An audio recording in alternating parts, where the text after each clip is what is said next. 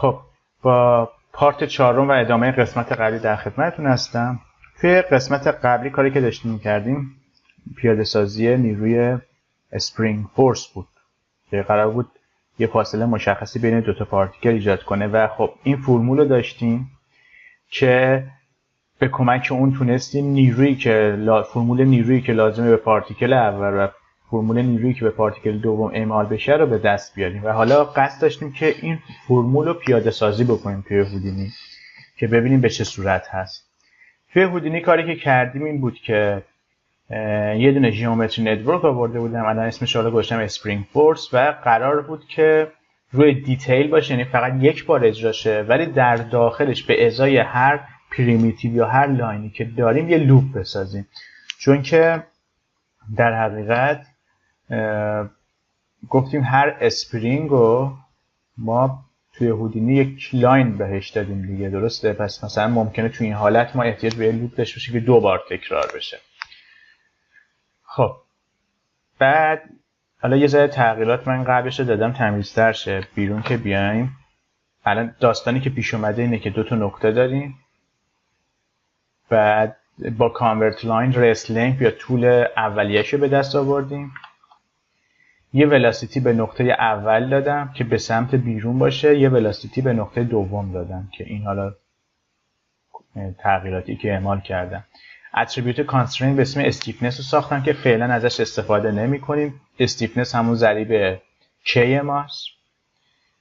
بعد مس پارتیکل ها رو هم اینجا اسمشو میذارم مس، اینجا 1 در نظر گرفتم. میریم داخل سیستم ادامه میدیم کارمونو.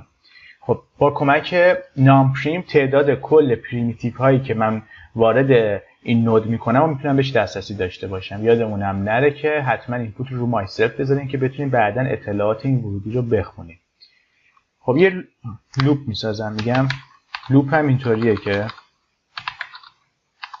یه متغیر به اسم PR میسازم که از عدد 0 شروع کنه شمردن تا زمانی که عدد PR کوچکتر از PRS باشه، چون PRS تعداد کل پریمیتیو هست. من توی این لوپ اگر به فرض PRS 2 باشه، PR یه بار 0، دفعه بعد 1 دیگه 2 نداریم، چون 2 دیگه کوچکتر از 2 نمیشه. یعنی من با کمک PR میتونم شماره پریمیتیو جاری رو تو لوپم داشته باشم.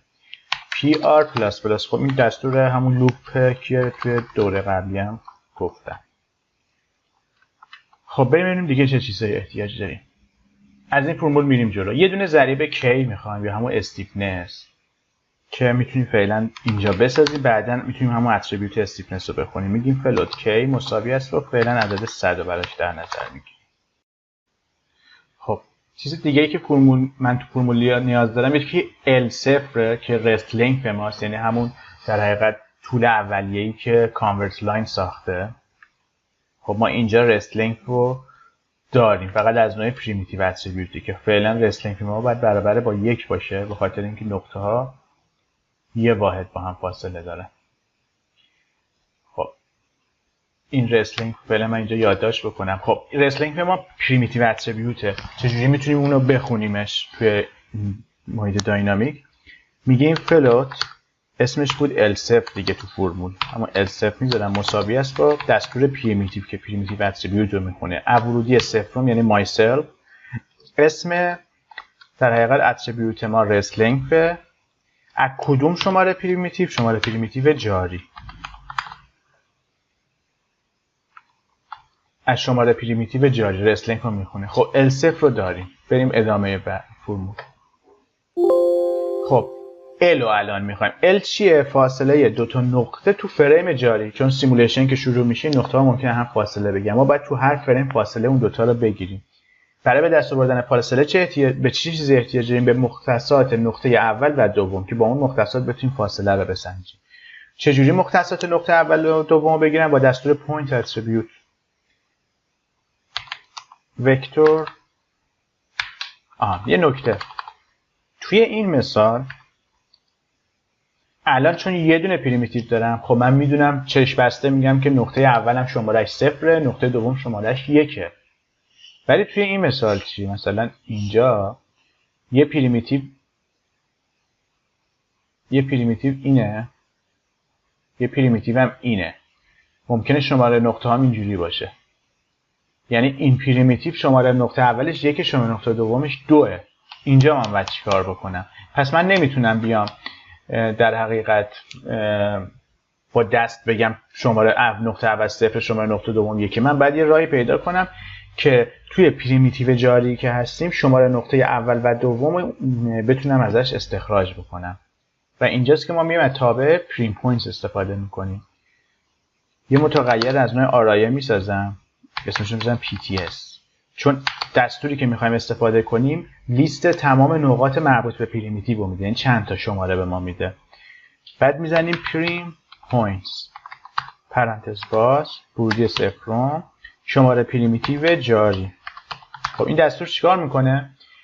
تو شماره پریمیتیو جاری میاد نگاه میکنه اون پریمیتیو چند تا نقطه بهش وصل شده، شماره هاشون رو لیستش رو به ما میده، میریزه تو این پوینت اتریبیوت که همین هم میتونید تست بزنید خیلی راحت.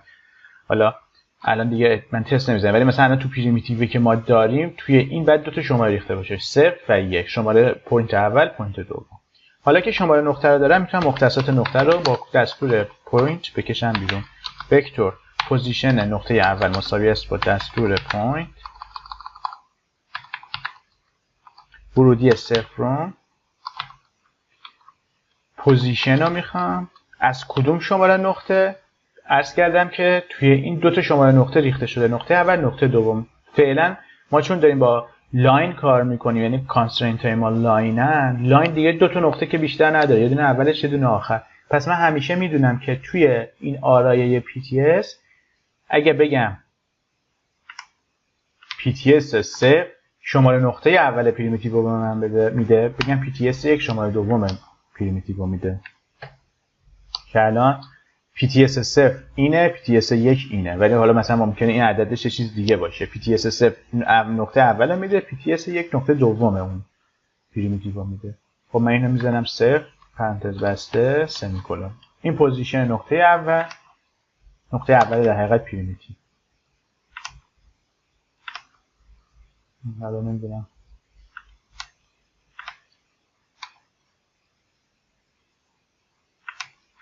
خب پوزیشن نقطه دوم، پوزیشن از ورودی صفرم بگیر کدوم نقطه دومی که اون پریمیتیو داره. خب الان پوزیشن ما به دست آوردیم. حالا میخوایم فاصله بین دو نقطه رو بسنجیم. میتونم یه بردار بسازم. باز من اینجا برای متوجه شیم نقطه اول مثلا x0، نقطه دوم x1. یه بردار من میتونم بسازم، اسمشو مثلا بزنم v1 حالا یا هر چیزی. بعد طول بردار یا لنگثش رو بگیرم که میشه دیستنس یا فاصله این دوتا نقطه، یعنی همون ال ما. یا عدد از تابع در حقیقت دیستنس استفاده میکنیم تو وکس، ولی ما چون بعدن این ویو لازم داریم که بتونیم نورمالایزش کنیم به n حد برسیم، برای همین بهتره که از این روش بریم.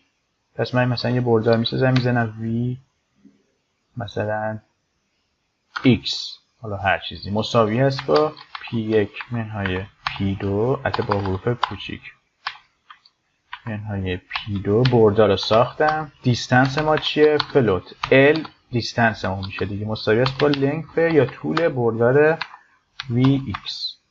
این هم دیستنس. حالا ببینیم دیگه چه چیزایی احتیاج داریم. L رو داریم، L0 رو داریم، فقط مونده که n رو استفاده کنیم که نورمالایز شده برداری بود که دو نقطه رو به هم وصل میکرد. یعنی من اینجا میگم وکتور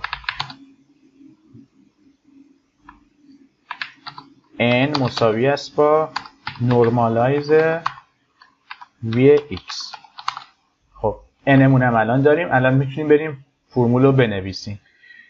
دو تا نیرو میخوایم، منتها چون از نوع گرادینته باید منفیش کنیم، یعنی میشه منفی k و اینا، همون توضیحاتی که دادم. یه دونه برای نیرو برای نقطه اول، یه دونه نیرو برای نقطه دوم. پس نیرو از نوع وکتوره دیگه. میگم وکتور f1 مساوی است با منفی k، یعنی همون چیزی که تو فرمول داریم. l منهای l0 پرانتز باز l منهای l0 پرانتز بسته.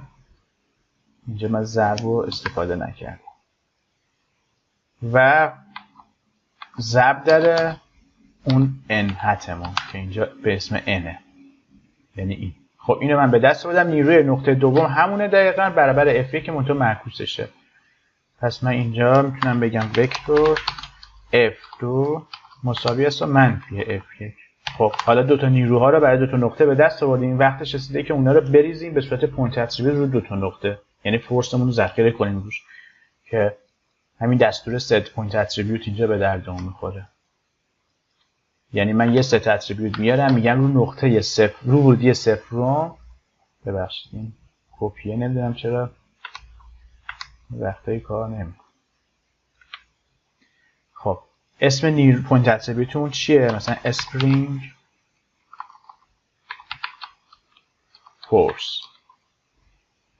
F1 رو بریز رو کدوم نقطه؟ نقطه اول پریمیتیو، نه نقطه شماره صفر، چون عرض کردم نقطه اول ممکنه شمارش یه چیز دیگه باشه. پس اینجا ما باید بیایم بگیم رو نقطه اول پریمیتیو F1 رو بریز، رو نقطه دوم پریمیتیو F2 رو بریز. خب میتونیم یه تست بزنیم ببینیم آیا این کار میکنه یا نه. اسپریدشیت رو باز میکنیم، میایم فریم اول هاید میکنم فقط اسپرینگ فورس، یه فریم میرم جلو. بله الان داره کار میکنه. رو محور زی ما نیرو داریم و طبیعیه، چون این نقطه ها ولاسیتی اولشون به سمت محور زد بود دیگه، خواستن دور شن و ما باید یه نیروی معکوس در جهت همون محور حرکتیشون ایجاد کنیم که اینا رو دوباره به هم نزدیک کنیم. و همونطور هم که می‌بینید نیرویی که به نقطه اول منتقل میشه منفی نیرویی که به نقطه دوم منتقل میشه. حالا برای اینکه این نیرو رو استفاده کنیم، من فعلا استفاده نمیشه توی فورس اکیومولیشن، من باید بگم نیروی اسپرینگ هم استفاده کن که حالا اینجا نوشتم. یعنی اگه اینو ننویسید نیروها کار نمیکنه. اینو من پاک کنم، هنوز تو به بخش فیکس نرسیدیم، آخر این فیلم توضیح میدم خدمتتون. خب الان نیرو رو داریم، برای اینکه استفاده بشه من اونو پس اون نیرو اسپرینگ رو اضافه میکنم به علاوه وی اسپرینگ فورس این کیبورد زده اذیت. خب الان گراویتی هم ظاهرا داریم، من فکر میکنم خاموشش کنم، گراویتی اون رو صفر میکنیم یا اصلا فعلا گراویتی رو خاموش میکنیم. خب ببینید الان داره قشنگ کار میکنه. یه فاصله اولیه‌ای دارن نقطه ها که سیستمی که ما پیاده سازی کردیم تمایل داره نقطه ها رو تو فاصله اولیه نگه داره، ولی خب یه مشکل اینجا وجود داره که بعداً برطرفش میکنه. اون همین که اینا هی دارن تا بی نهایت تکون میخورن، که این از یه جهاتی کاملا درسته، به خاطر اینکه تو سیستمی که ما پیاده کردیم هیچ انرژی تلف نمیشه.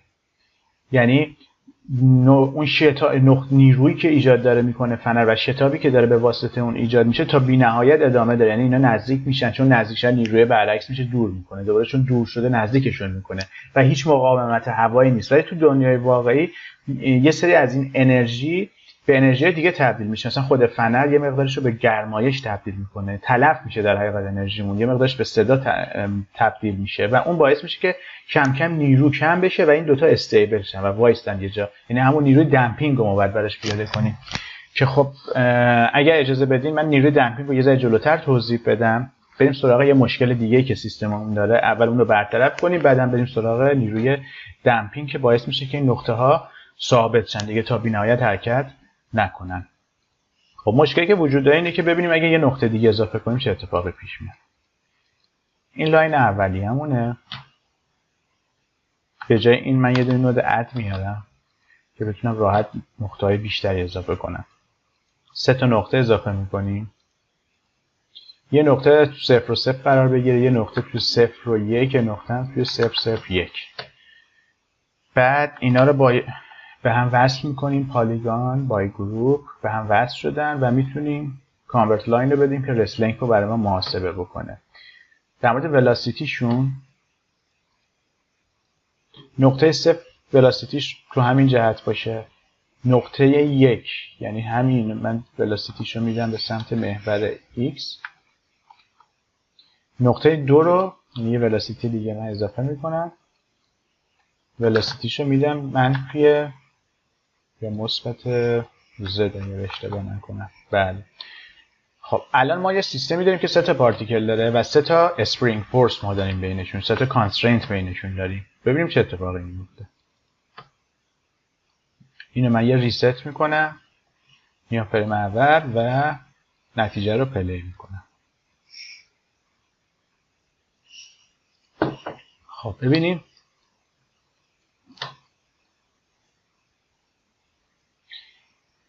الان شاید از لحاظ بصری سخت دیده بشه، ولی اتفاقی که افتاده اون نیروی اسپرینگ روی همه نقاط اعمال نمیشه. مثلا شما این نقطه رو ببینید داره درست کار میکنه، یعنی اون حالت اسپرینگ رو داره. این نقطه هم داره، ولی این نقطه رو ببینید تقریبا اون نیروی اسپرینگ روش اعمال نشده، چرخشی داره.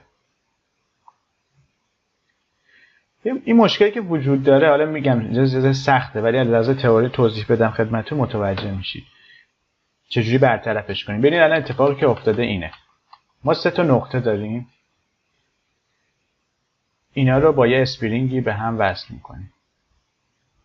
خب وقتی داریم در مورد به فرض این نقطه صحبت میکنیم، نقطه‌ای که اینجاست، چند تا نیروی اسپرینگ فورس داره روی این نقطه اعمال میشه؟ طبیعتا 2 تا. یکی نیرویی که این اسپرینگ داره اعمال میکنه، یکی نیرویی که این اسپرینگ داره اعمال میکنه. روی این نقطه هم یه نیرو داره این اسپرینگ اعمال میکنه و دیگه نیروی زیروه دیگه طرف دیگه، و اینم همینطور، فقط یه دونه داره روش اعمال میشه. که اگه ما وسط اینم بگیم یه دونه اسپرینگ دیگه داریم، رو هر کدوم از اینا داره 2 تا نیروی اسپرینگ اعمال میشه. داستانی که پیش میاد اینه که ما وقتی برای یکی از این اسپرینگ ها داریم نیرو رو پردازش میکنیم، اسپرینگ فورس، بعد میریم روی نیروی اسپرینگ فورس دیگه، ما الان 2 تا F برای نقطه، فقط یه نقطه داریم. این 2 تا F ها باید با هم جمع بشه و بشه نیروی اسپرینگ کلی. ولی نشونتون میدم کدی که ما الان نوشتیم اینجوریه که میاد 2 تا F رو پردازش میکنه برای همون نقطه جاری، ولی این جمع رو انجام نمیده، فقط میاد دومین نیرویی که پردازش کرده رو ریپلیس میکنه روی این اولیه و تو خروجی ما در حقیقت اینو داریم. این تأثیر نیرو اول نیست. به چه دلیل؟ یه بار کد رو با هم بررسی کنیم. ببینید ما اینجا یه لوپ ساختیم که به ازای هر پریمیتیو یا اسپرینگ یه کاری رو انجام بده. کاری که قرار انجام بشه اینه که نیروهای اسپرینگ رو پردازش کنه. یه F1 داریم، یه F2 داریم. مثلا داریم در رابطه با این نقطه صحبت میکنیم. این نقطه چند تا پریمیتیو داره؟ 2 تا. رو پریمیتیو اولیم الان فرض کنیم PR 0 شماره پریمیتیو. نیروی اسپرینگ فورس این نقطه، این پریمیتیو اول پردازش میشه. F1ش فرض کنیم برای این نقطه هست. ریخته میشه روش. چرا ریخته میشه؟ چون اینجا گفتیم که ست پوینت اتریبیوت کن F1 رو روی این اتریبیوت. درسته؟ حالا ما میریم لوپ بعدی، پریمیتیو اتریبیوت بعدی که میشه این. نیروی اسپرینگ این نقطه هم پردازش میشه. به فرض اینجا الان مثلا F2. خب چون دیگه نقطه وسط دیگه. بعد اونو ما دوباره داریم میذاریم رو همون اسپرینگ فورسی که قبلا اونو روش ریخته بودیم، یعنی عددا داره با هم ریپلیس میشه. یعنی دقیقاً همین چیزی که من اینجا توضیح دادم. این 2 تا F ها با هم جمع نمیشه، ریپلیس میشه اون جدید رو قبلی و این مشکل ایجاد میکنه. باعث میشه که یه سری از این در حقیقت کانسترینت ها درست کار نکنه. برای رفع مشکل ما باید چیکار کنیم؟ همون چیزی که اینجا نشون دادم. ما باید یه راهی پیدا کنیم که این عدد اینو جدا داشته باشیم، اینم جدا داشته باشیم، بعد اینو با هم جمع کنیم برسیم به F کلی. حالا کاری که میکنیم اینه، من میتونم از آرایه استفاده کنم، بگم برای هر نقطه، مثلا این نقطه شماره 1 مونه، بگم برای هر نقطه مثلا تو این مثال با چند تا اسپرینگ داریم؟ 2 تا. یه آرایه میسازم که توش 2 تا F ذخیره میشه. ببخشید اجازه بدین. ببینید الان ما اسپرینگ، ما الان F مون یه وکتور ساده است. خب من میام چیکار میکنم؟ برای کلا نیروی فورسم، یعنی همون در حقیقت این F'ه. به جایی که از وکتور استفاده کنم میام از آرایه استفاده میکنم. بعد چه سودی برای ما داره؟ الان فرض کنید یه آرایه است. به ازای تک تک نقطه ها یه خونه بین آرایه هم من میدم. نقطه 0 1 2. تو این خونه نیروی اسپرینگ نقطه 0 ریخته میشه. تو این خونه نیروی اسپرینگ نقطه 1 ریخته میشه. تو این خونه نیروی اسپرینگ نقطه 2. بعد اینو من دیگه به صورت آرایه دارم. درست شد؟ حالا وقتی که برای اسپرینگ اول پردازش انجام شد، مثلا برای این نقطه عددشو من ریختم توی این مثلا آرایه، تو لوپ بعدی که میرم سراغ اسپرینگ دوم اونم یه عددی داره دیگه. منتها چون من اینجا آرایه ساختم اون عدد قبلیه رو دارم. مثلا میگم که حالا برگرد ببین عدد قبلیه چی بوده، اینو به علاوه یه عدد جدید بکن. دوباره این یعنی آرایه ما آپدیت میشه. مثلا داریم در مورد نقطه اول صحبت میکنیم، یه F0 جدید داریم. اگر دوباره یه اسپرینگ دیگه هم با اون نقطه وصل بشه مشکلی نداره، دوباره من میتونم برگردم ببینم که عدد قبلیش چی بوده، دوباره اونو با اون جمع کنم. یعنی فقط باید استفاده کنیم از یه آرایه ما به عدد فورس تک تک نیروها جدا دسترسی داریم، به جایی که همه رو بخوایم رو هم بریزیم. میایم اینجا همین کارو میکنیم.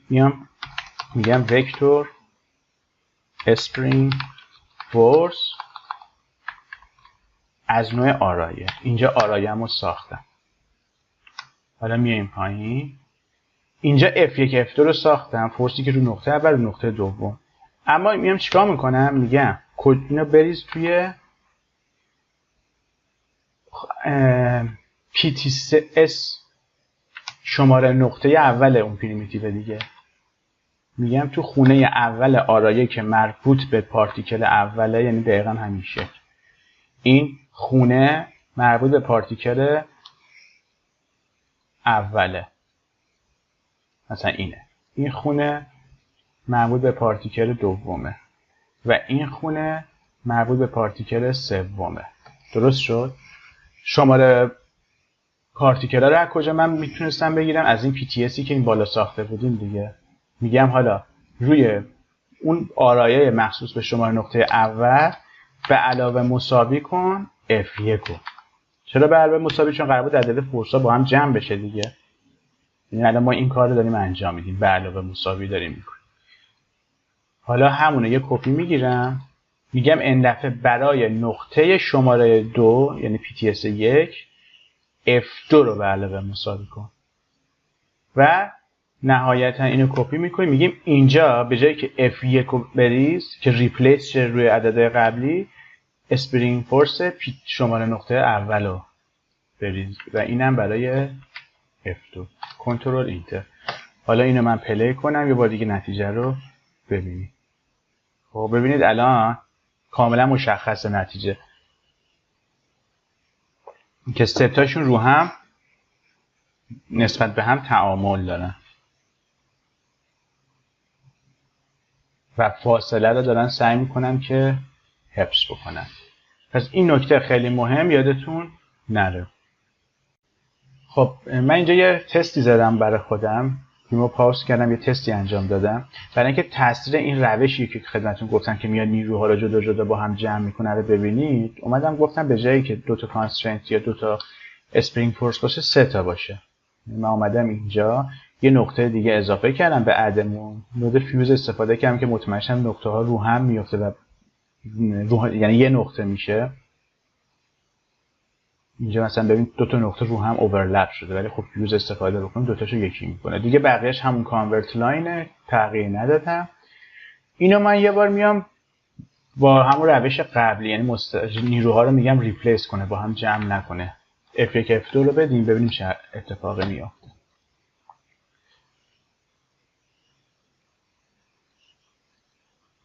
من یه ریست بکنم. خب ببینید الان این وسطیه ظاهرا داره اسپرینگش درست کار میکنه، یه جورایی بین اینا سعی میکنه قرار بگیره، ولی این دوتا دارن فاصله شون رو از هم هی زیاد میکنن و خود این نسبت به این ظاهرا نیرو نداره. این نسبت به این داره چون داره این ور اونور میره، ولی این نسبت به این نقطه نداره و باعث میشه که فاصله زیاد شه، از تو هم رد بشه. حالا دقیقا همینا فقط با روش جدیدمون که نیروها رو با هم جمع میکنه میایم پیاده میکنه. الان ببینید نقطه ها دیگه سعی میکنن فاصله رو 3 تاشون نسبت به هم حفظ بکنن، چون دیگه ما داریم 3 تا نیروی اسپرینگ رو برای هر نقطه پردازش میکنیم. خب حالا بریم سراغ اون داستانی که داشتیم که همونطور که میبینید اینا دارن تا بی نهایت اون حرکتشون رو حفظ میکنن، به خاطر اینکه ما باید یه مقدار از انرژیشون رو تو هر ساب استپ بگیریم که اون هدر رفتن انرژی رو بتونیم یه جوری شبیه سازی کنیم که باعث بشه دیگه این اتفاق نیفته و اینا بعد از یه مدتی استیبل بشن. خب همونطور که گفتم وقتی تو دنیای واقعی داریم در رابطه با فنر مثلا صحبت میکنیم، یک مقدار از انرژی که داره توسط فنر ایجاد میشه به گرما تبدیل میشه، یک مقدارش به صدا تبدیل میشه و خود اون حرکت اون 2 تا نقطه با هوا ممکنه استکاک داشته باشه و یه مقدار از انرژی اونجا از بین بره. خلاصه موضوع اینه که کل انرژی همیشه ثابت نمیمونه تو سیستم و میزانش کم میشه و همون باعث میشه که این 2 تا حرکت کنن و آروم آروم وایستن. حالا تو این سیستمی که ما پیاده کردیم حالت ایدئاله و تو حالت ایدئال هیچ وقت انرژی کم نمیشه. ما میخوایم این کار رو بهش اضافه کنیم. کاری که میکنیم منطقش به این صورته. در حقیقت میخوایم نیروی دمپینگ فورس رو روی اسپرینگ پیاده بکنیم. فرض کنید ما اینجا به موازات فنر یه چیزی شبیه تلمبه بهش اضافه میکنیم که تلمبه به چه صورته؟ یه وقتی حرکت میکنه یه مقاومت هوایی داره ایجاد میکنه دیگه. حالا وقتی که 2 تا نقطه ما دارن با اون فنر حرکت میکنن، اون مقاومت هوا هم اون وسط باعث میشه که این انرژیش کم شه و وایسته که به اون میگیم دشپاد، یعنی یه نیروی دیگه در به موازات نیروی اسپرینگ به اسم دشپاد، مثل همون مثال مقاومت هوا میخوایم ایجاد بکنیم. ممکنه اینجا سوال بکنم که چرا ما از خود نیروی دمپینگ فورسی که اینجا ساختیم نباید استفاده بکنیم؟ دلیلش اینه که ما وقتی داریم راجع به فنر و از بین رفتن انرژی صحبت میکنیم تنها زمانی باید اون نیروی دمپینگ عمل بکنه که این 2 تا نقطه دارن به هم نزدیک یا دور میشن در راستای اون محور کانسترینتی که به هم وصلن. یعنی الان توی این مثال فقط زمانی که نقطه B بره به این ور، A بره به این ور یا معکوس حرکت بکنه اون نیروی دمپینگ باید کار بکنه. ولی اگر مثلا 2 تا نقطه دارن با هم میرن بالا، فاصله بینشون هم یکسانه، آیا اصلا اسپرینگ فورسی است که بخواد دمپینگ داشته باشه؟ خیر. برای همین ما دیگه نمیتونیم از این فرمول استفاده کنیم. این فرمول میگه کلا هر نقطه‌ای که ولاسیتی داشته باشه دمپینگ فورس بشه اعمال شه، ولی توی این حالت ما نمیخوایم این کارو کنیم. ما فقط زمانی که اسپرینگ فورس کار میکنه میخوایم دمپینگ فورس داشته باشیم. برای همین اینجا میایم از این فرمول استفاده میکنیم که تقریبا شبیه همون فرمول دمپینگ فورسه، فقط اگر دقت بکنید این بخش ویش یه ذره گسترش پیدا کرده و ضرب در همون بردار نورمالایز انی که خودمون داشتیم شده که حالا عرض میکنم به چه دلیل. خب توی این B که مشخصه همون ضریب نیروی دمپینگمونه که دقیقا شبیه همینه دیگه. B اینجا هم داشتیم.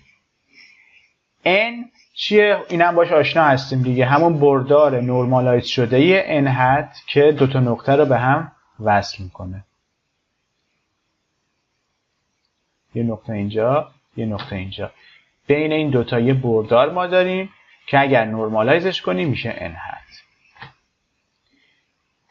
VI ولاسیتی نقطه اوله، VJ ولاسیتی نقطه دومه. چرا ما ولاسیتی رو وارد داستان کردیم؟ چون نیروی دمپینگ نیروییه که یک فانکشنی از ولاسیتی، یعنی ولاسیتی شدت و میزانش تاثیر داره تو دمپینگ. ما اینجا هم داشتیم دیگه، هرچی ولاسیتی یه چیزی بیشتر باشه مقاومت هوا بهش باید بیشتر شه، هرچی ولاسیتی کمتر باشه مقاومت هوا کمتره، مثل اون مثال هواپیما. و یعنی در حقیقت اینجایی که مثلا من داشتم در مورد اکسپلیسیت اویلر یا ایمپلیسیت اویلر صحبت می‌کردم گفته بودم فانکشن فورس میتونه تابعی از در حقیقت پوزیشن یا ولاسیتی باشه که الان دمپینگ ما تابع ولاسیتی هست.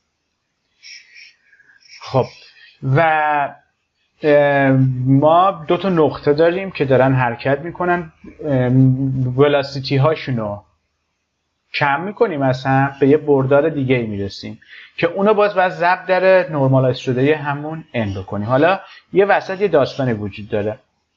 اینجا یه دات داریم. این دات یعنی دات پروداکت، همون چیزی که خب داریم، یعنی در حقیقت کوسینوس تتای حالا بین دو تا زاویه رو به ما میده دیگه. این دات پروداکت برای چی استفاده شده؟ ببینید عرض کردم که ما فقط زمانی روی دمپینگ باید داشته باشیم که این اسپرینگ فورس بین این دوتا کار بکنه.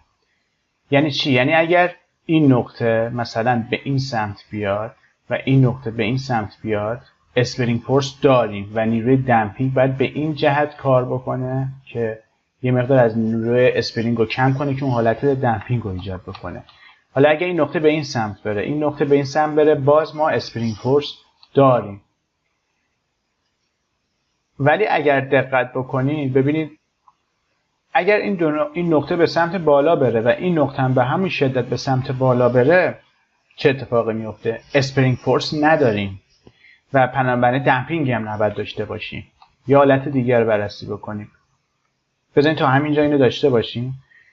برای اینکه ما بر اساس در حقیقت میزان ولاسیتی که اون نقطه ها در راستای اون محور یا بردار N داشته باشن نیروی دمپینگ ایجاد بکنیم، ما میایم اولا دوتا ولاسیتی ها رو از هم کم میکنیم، بعد اونو زاویهش رو با اون بردار N میسنجیم.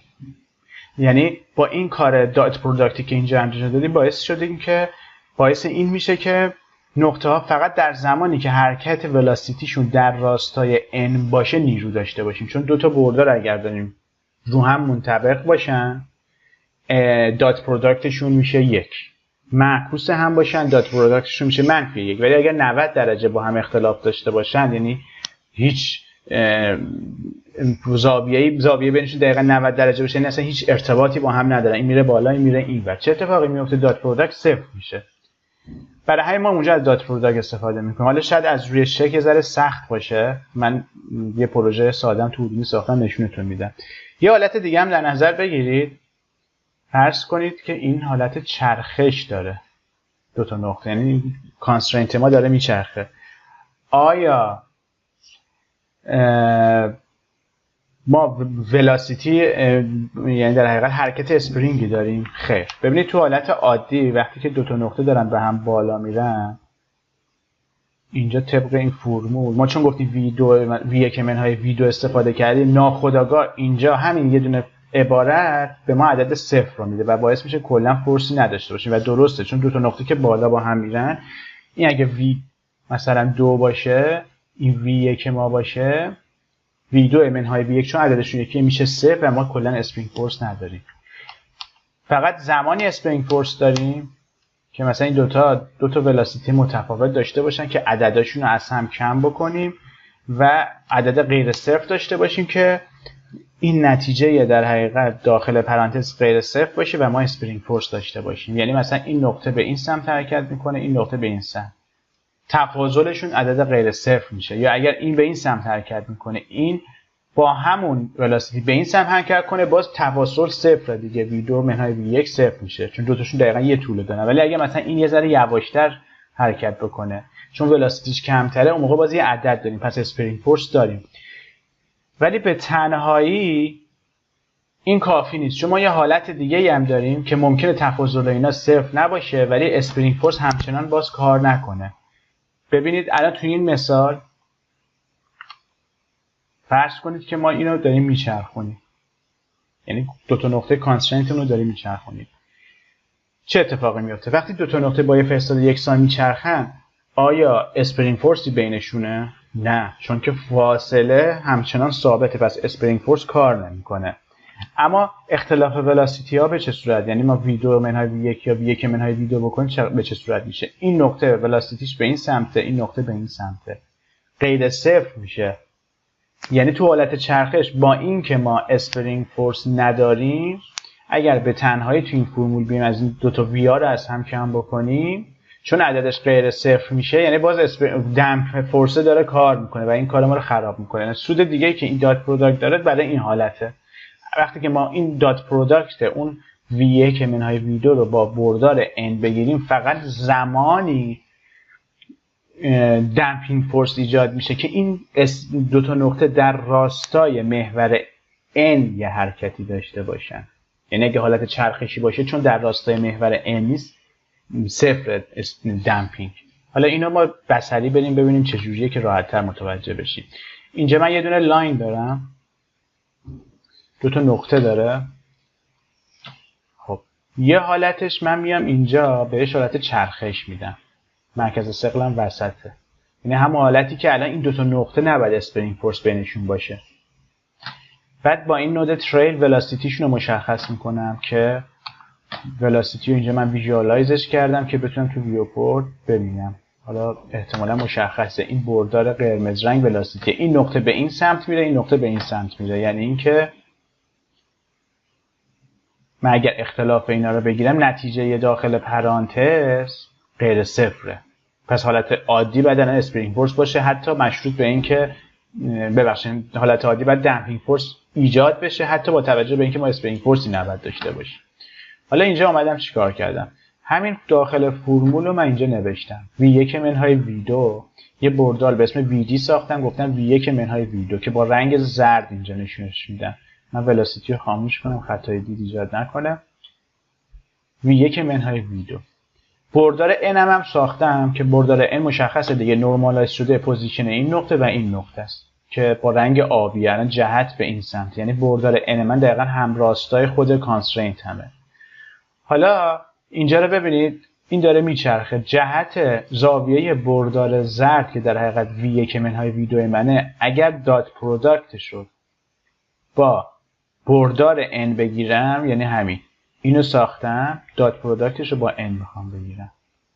این دات پروداکت باید به من چه عددی بده؟ صفر باید بده، یا یه عددی نزدیک به صفر، چون که تقریبا 90 درجه اینا با هم اختلاف دارن. یعنی اسپریدشیت اگر باز کنی، من فقط اتریبیوت داتا بیارم، ببینید یه عدد نزدیک به صفر. این حالا اختلافی هم که هست به خاطر اینکه نود تریل داره تخمینی حالا ولاسیتی رو ایجاد میکنه. و اگر شما اسپریدشیت رو باز کنید مثلا میبینید که ولاسیتی x در صورتی که باید کاملا منفی اون یکی باشه، ولی یه ذره عددهای اعشارش با هم تفاوت داره. همین تفاوت کوچیک باعث میشه ما اینجا به صفر مطلق نرسیم. خب پس ما توی این حالت چون نتیجه دات پروداکتمون تقریبا صفره، چه اتفاقی میفته؟ دمپینگ فورس نداریم و این درسته، چون اسپرینگ فورسی نداریم که بخواد دمپینگ فورس داشته باشه. حالا به جای این کار من میام دو تا نقطه رو هم دور میکنم. الان ولاسیتی ما به چه صورته؟ ولاسیتی رو فعال کنیم. ولاسیتی به سمت بیرونه، درستم از چون نقطه ها دارن به سمت بیرون حرکت میکنه. یعنی من اگر اینجا رو بگیرم V1 منهای V2 من که این بردار زرده میشه، ببینید در راستای محور آبی که اون n است، در راستای اون، یعنی دو تا بردار داریم الان افتادن رو هم.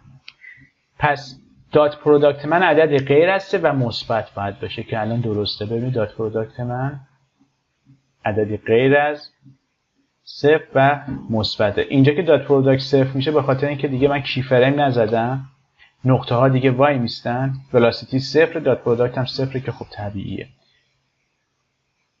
اگر ولاسیتی زرد اونوری باشه، یعنی V1 منهای V2، یعنی مثلا به جای من معکوس کار کنم، یعنی اینجا اومدم اینو اسکیل کردم، اینو پاک کنم، بگم مثلا اول اینه حرکتم، بعد 0.1 میکنم.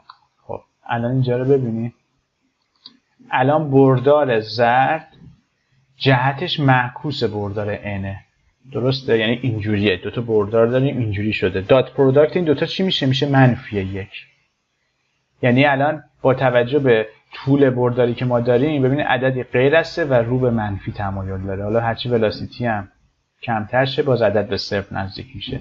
یعنی با این زاویه‌ای که من بینشون دارم باعث میشه که هرچی این بردار نزدیک بردار n بشه دات پروداکت کار کنه، هرچی ازش دور میشه به سمت 90 درجه میرسه کار نکنه. و همین داستان کمک به این میکنه که ما فقط زمانی دمپینگ فورس بین این دو تا نقطه داشته باشیم که این پارتیکل ها یه حرکتی در جهت n حداقل داشته باشن. یعنی اگه مثلا این به این بره، این به این بره، یعنی اگه مثلا این جفتشون برن بالا کار نمیکنه و طبیعیه. اگر یکیشون بچرخه اون یکی اینوری بچرخه، باز تفاصل این در حقیقت ولاسیتی ها هم راستا با n نباشه، یعنی همون مثال روتیشنه، باز ما دمپینگ فورس نداریم.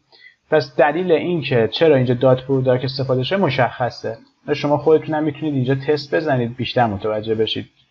اینجا یه مثال ساده دیگه هم براتون ساختم فقط برای اینکه تست دات پروداکت رو بگیرید. ببینید اینجا یه دونه بردار گذاشتم. بردار قرمز، بردار آبی که قرمز در جهت محور x، آبی سبز در جهت محور y.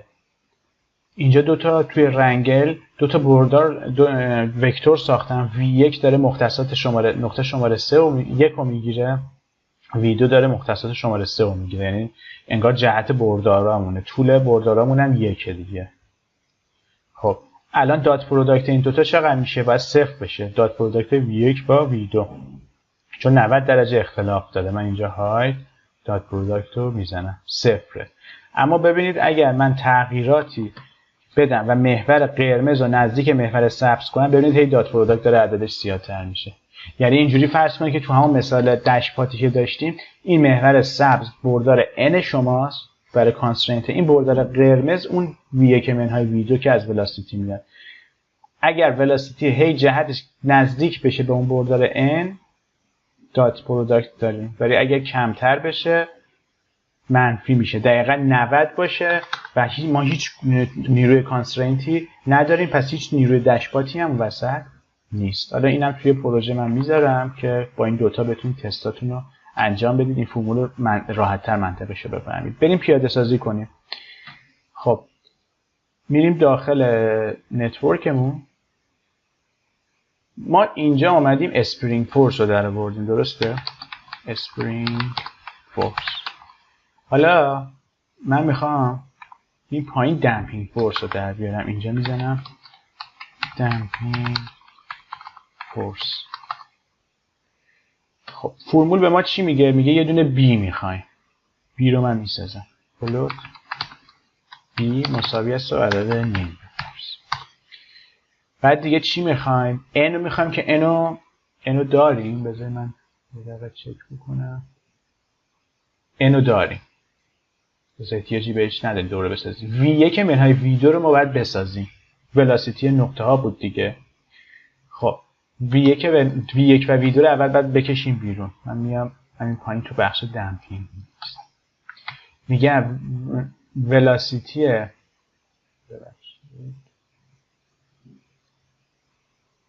درسته. ولاسیتی نقطه اول برابر با اتریبیوت ولاسیتی رو بخون از نقطه اول پریمیتیو. اینجا عدد 0 رو ندید، یادتون نره چون شماره نقطه ها متفاوته برای هر پریمیتیو. خب این v1 رو به من میده، این خط v2 رو به من میده، از نقطه دوم پریمیتیو v2 رو به من میده. حالا یه وکتور میسازم مثلا به اسم vd مساوی است با v1 منهای v2. v1 منهای v2 رو ساختم. اینجا پس اینو ساختیم. n هم که داریم. حالا فرمول رو میسازیم. دو تا نیرو میخوام برای نقطه اول، نیروی نقطه دوم. مثلا اسمش رو میذاریم وکتور دم f1 مساوی است با برای نقطه اول منفی b. پس منفی b ضرب در بردار n. اما n باید دات پروداکتش رو با این vi منهای vj بگیریم. خب اونو دات پروداکتش رو میتونیم بگیریم به این صورت که تابع دات استفاده کنیم. دات پروداکت بردار n که اون بالا ساختیم با این vd دیفرنس v1 منهای v2 vd بسته و ضرب در خود بردار n هات. ببینید اینجا در حقیقت جهت نیروی دمپینگ رو داریم چون ضرب در n کردیم مطمئن میشیم در راستای اون بردار n. منتها این nی که اینجا داریم کار اصلیش فقط اینه که اون زاویه ها رو بسنجه و شدت نیرومون رو کنترل بکنه که اگر اینا 90 درجه شدت نیرو 0 باشه، هرچی به سمت این ور نزدیکتر شدت نیرو بیشتر میشه. تفاوت این دوتا n است. n و سمیکولون. f1 رو ساختیم. حالا بریم سراغ دمپ f2. خب این دمپ f2 هم که مشخصه کاملا برابر با همون f1 منتها منفیشه. یعنی اینجا من میگم f2 f1 منفی F1 و اینجا چون گرادینت فورس نیست دیگه منفی رو ما تغییر نمیدیم چون مستقیما فرمول داره میگه ما فورس رو داریم پردازش میکنیم. خب حالا چجوری از اینا استفاده کنیم؟ ما همین قرار بود که این نیروی دمپینگ بیاد قدرت نیروی اسپرینگ رو کم کم بیاره پایین دیگه. پس ما همین نیروی اسپرینگی که اینجا ساختیم باید نیروی دمپینگ رو با اون دوباره جمع بکنیم. یعنی یه کپی دیگه من از اون میگیرم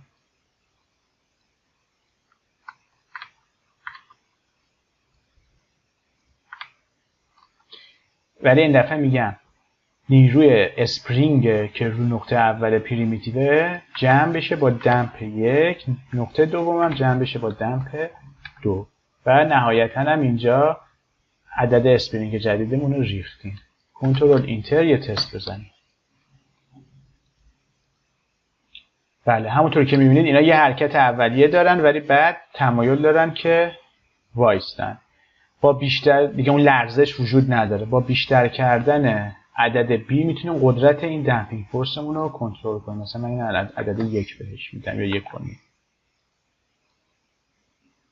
ببینید الان دیگه اون اسپرینگ دیگه لرزش نداره. خب اینجا هم یاد گرفتیم چجوری دمپینگ بدیم. حالا کار آخری که میکنیم یادتون باشه مثلا این کی که ضریب استیفنس بوده عدد ثابت دادیم. من میخوام الان یه کار کنم که این استیفنسی که برای این پریمیتیو اتریبیوت دادم استفاده بشه. به خاطر اینکه ممکن شما 10 تا کانسترینت داشته باشین بخواین استیفنس های مختلف به هر کدوم بدید. کارش ساده است. فقط اون میایین اینجا که کیو دادیم به جاش میگیم که شما به جایی که از این عدد استفاده کنی بیا اتریبیوت استیفنس که رو پریمیتیو جاری ریخته شده رو بخون. حالا بعداً شما میتونید همین رو برای دمپینگ هم استفاده کنید. مثلا شاید یه وقتی باشه بخواید هر کدوم از کانسترینت های شما یه دمپینگ متفاوت داشته باشه. یه اتریبیوت از نوع پریمیتیو اینجا بسازید، اون رو اینجا به جای B قرار بدید. حالا اجازه بدید بریم تست بزنیم سیستممون رو. من به جای این میام یه دونه نود گرید میارم با یه تعداد نقطه‌ای که داره و کانورت لاین رو بهش میدم. اینجا گریده. حالا به جای استفاده کردن از این بذارید من اینو سیستم رو نگه دارم یه کپی از این بگیرم که به مراحل کارم دسترسی داشته باشیم. خب یه دونه آلت رو نگه میدارم یه کپی از اینا میگیرم. خب حالا اینجا من جدا تست میزنم.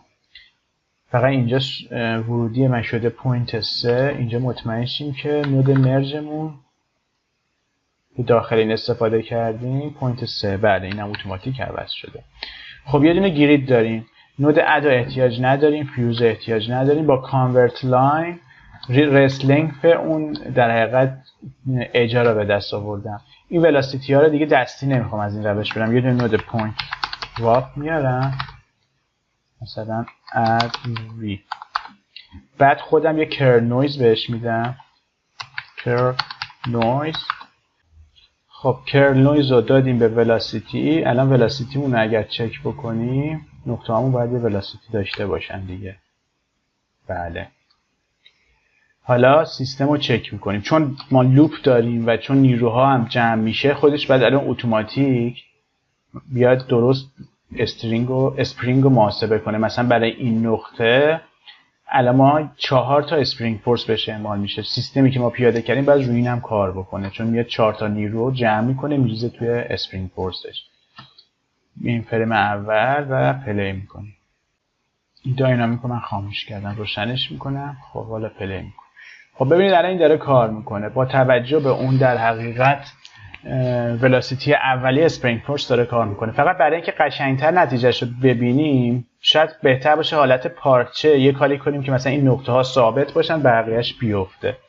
خب اگر بخوایم خیلی پرسیجورال کار کنیم میدونیم نود گروپ میاریم اسمش رو مثلا میذاریم میگیم گروپ نقطه های فیکس شده حالت پوینت. بعد اینجا باندینگ باکس. خب اینم بیاریم اینجا که تمام نقطه ها رو در بر بگیره. خب برای نقطه های فیکس اولا ولاسیتی اولیه‌شون رو 0 باید بکنیم که دیگه حرکتی نداشته باشن. میشه فیکس. میگیم که گروپی که توش نقطه های فیکسن اولا ولاسیتیشون 0 باشه. بعد یه اتریبیوت به اسم همون فیکس من میسازم که بعدا تو داینامیک ازش استفاده کنیم. اسپیچی که باز بکنیم نقطه هایی که فیکسن ولاسیتیشون هم باید 0 باشه. ببخشید نقطه هایی که فیکسن یعنی فیکسشون باید 1 باشه و ولاسیتی 0. خب داره کار میکنه. بعد میایم اینجا. حالا نقطه هایی که فیکسن باید نیرویی هم روشون اعمال نشه که اونا تو هوا ثابت بمونن. یعنی دقیقاً فورس باید برابر با 0 باشه. اینجا که داریم فورس رو جمع میکنیم که یه شرط بذاریم بگیم اگر اون پوینت اتریبیوت فیکسی که ساختیم برابر بود با 1، یعنی اون نقطه رو ما در نظر گرفتیم که ثابت باشه، عدد فورس برابر باشه با 0. حالا ببینیم به چه صورته. بعد جاذبه زمین هم من فعال میکنم که این حالت پارچه بیفته. خب ببینید بیایم بالا. ویوپورت هم فکر می‌کنم لاک کرده. من اینو دوباره ببندم باز کنم. بله ببینید اینجا رو دقیقا فرم حرکتی پارچه رو ما تونستیم با همون پارتیکل سیستم عادی هودینی در بیاریم. حالا این حالت کش اومدنه چیه؟ همون استیفنس است. اگر من بیام اینجا استیفنس همو بکنم 10، چه اتفاقی میفته؟ این بیشتر کش میاد. یا مثلا 1. ببینید استرچ بیشتر میشه. حتی اینم بگم که من ساب استپ رو 10 گرفتم. معمولا وقتی که با در حقیقت کانسترینت کار میکنید باید اون ساب استپتون زیاد باشه که دقیق در بیاد. توی با استیفنس های خیلی بالا اگر دارید کار میکنید، توی گرین هم داریم دیگه، وقتی که استیفنستون خیلی زیاد میدین اون کانسترینت ایتریشنی که تو تنظیمات گرین هست حالا جلوتر باش خودمون کار میکنیم اونم باید بالا بگیرید. الان من اینجا ساب استپ رو 1 بکنم، ببینید اثر اون اسپرینگ کمتر میشه. بعد اگر اینجا اسپرینگ رو خیلی عددش رو ببرم بالا، استیفنسش رو مثلا بکنمش 1000 که بخوام یعنی خیلی قوی باشه، ببینید بازم داره کش میاد. چرا؟ به خاطر اینکه ساب استپ هم کمه. حالا من به جاش میام ساب استپ 20 رو استفاده میکنم.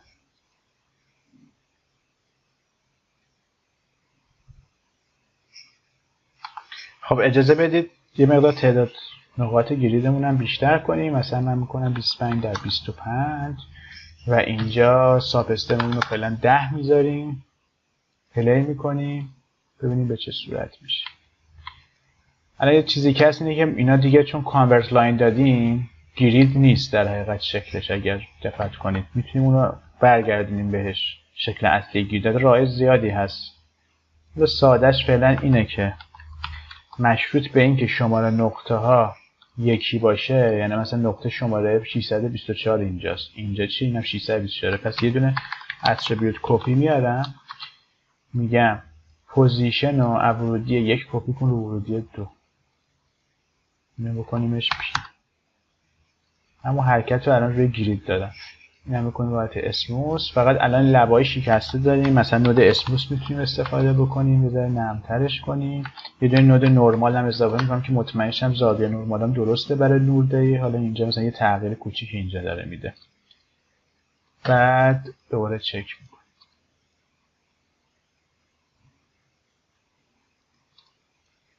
قدرت اون ولاسیتی اولیه‌مون رو میتونیم بیشتر بکنیم، مثلا بکنیم 2. یه ذره فرکانسش رو کمتر میکنیم. بعد استیفنس الان رو 1000. این کانسترینت ساب استپ در حقیقت نتورکمون همون 20 میذاریم. یه بار دیگه چک بکنیم. تازه الان سیستم ضعیفی. این سیستمی که فعلا الان بهش دسترسی داشتم سی پی یوش i5 با 8 گیگ رم داره این پردازش انجام میده. خب طبیعتا با یه سیستم مناسبتر ما این کار انجام بدیم سرعت پردازش هم خیلی بالاتره. و این کانسترینتی که ساختیم فقط قرار نیست روی در حقیقت یه دونه گرید کار بکنه. شما میتونید حجم هم باش پردازش بکنید. مثال حجم من اینجا من بزنم براتون. دوباره یه کپی از این ردیف من بگیرم. مثلا یه دونه چی بیاریم، باکس یا توروس. این توروس ماست، یه ذره بزرگش میکنیم. بعد داخلش یه سری پوینت اضافه کنیم. ببخشید اشتباه شد. point from volume. تعدادش حالا خیلی نباید زیاد باشه، سنگین شه، مثلا به 1 نیم. بعد نود اگر خاطرتون باشه adjacent pieces بود دیگه، که میاد بین این نقطه های که ما ایجاد کردیم یه کانکشن ایجاد میکنه. اینو میزنیم رو حالت پوینت و رادیوس رو زیاد میکنه. خب اینا خودشون میتونن یه کانسترینت باشن. حالا این تعداد نقطه ها رو اگر یه ذره بیشتر کنیم،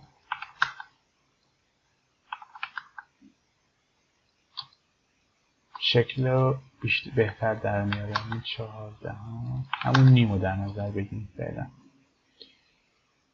پوینتیتر هم اگه خواستید میتونید بگید.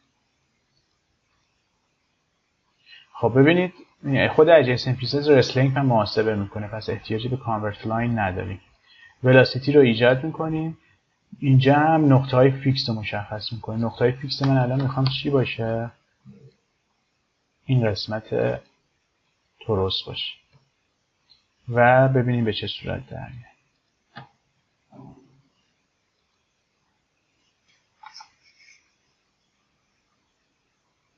بله همونطور که میبینید الان داره حجم رو پردازش میکنه با همون روش کانسترینتی که داشتیم،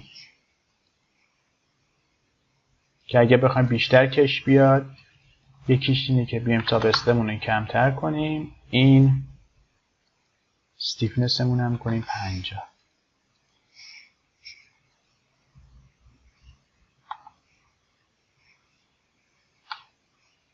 خب الان ببینید دقیقاً حالت کش آمدن داره. با عدد استیفنس و اون ساب استپ میتونید بگید چقدر کش بیاد. اگه این حرکت رو بخوایم اعمال کنیم به توروس اولیه‌مون، حالا باز راه‌های مختلفی هست. شاید یه راهش این باشه که این توروسمونه، من حالا میدم به این نود مرج که ببرمش پایین، یعنی اینجا این نود توروسمونه. مثلا نود پوینت دیفورم من میتونم استفاده بکنم.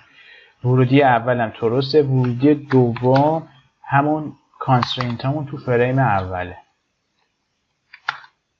با تایم شیفت فیکسش میکنیم فریم اول، میدیم به ورودی دوم. ورودی سوم خود در واقع کانسترینت های متحرک.